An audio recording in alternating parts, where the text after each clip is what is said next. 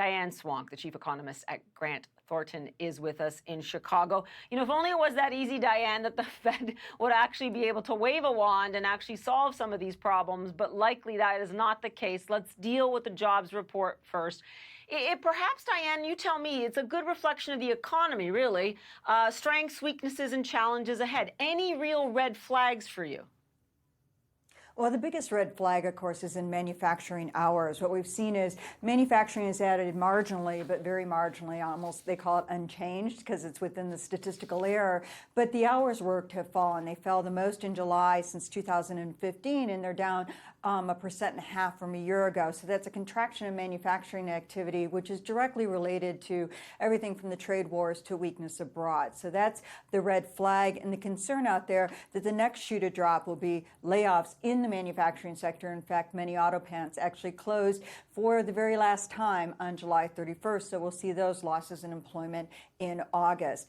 The next step is also the issue in retail. On retail, we have, the move from bricks to clicks, and so that shows up as a decline in retail employment. It has been very weak all year. Lots of declines this year. There's a lot of store closings out there, even though the consumer came back in the second quarter. But you add on tariffs to a lot of things that retailers are charging for, and that takes their razor-thin margins down even more. They got to pass some of them on, and that will show up as more struggle in the retail sector, which we saw some of those stocks really hit in the retail sector as well.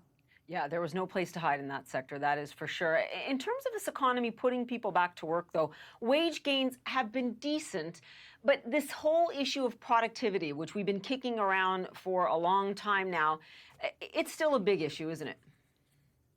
It's a huge issue, and what we're not doing is, so we're seeing 3.2% wage gains this month, which is up a little bit from a year ago. Last month, the high of this cycle was 3.4%, much lower than other cycles. And for an economy with this low of an unemployment rate, and even the U6, which is sort of that stress measure of unemployment, ticked down a bit as well this month. That was good, and the reason the unemployment rate the overall unemployment rate didn't tick down is because more participation in the labor market. Actually, black teens and men in their 20s with less than a high school degree are coming back in, pulling those people in, something Jay Powell really wants. Those are good signs, yet there's no heat.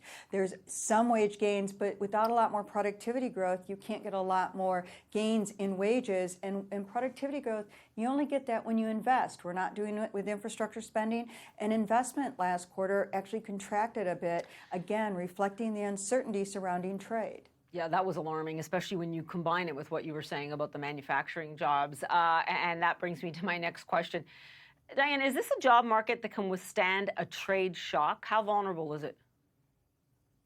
Well, the problem is it's like a snowball going downhill. It starts out really small and it can compound and become really big, and you don't want to be in front of it when it's at the bottom of the hill. And the question is, how far down that hill will we get?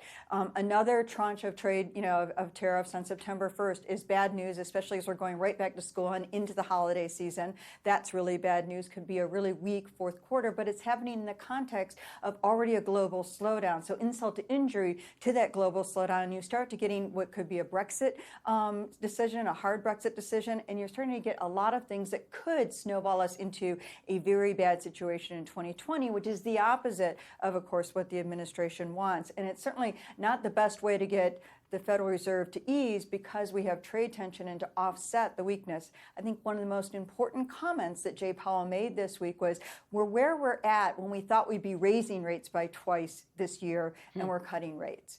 And that really says it all. Yeah, a real reflection of where he thinks the economy is at this point and what the challenges could still be. I feel like we have to catch our breath here, Diane. I mean, what a week, right? It's like, it's daily, It's just crazy, Diane. Having said that, have a great weekend, and thanks for that analysis. Appreciate it. Thank you.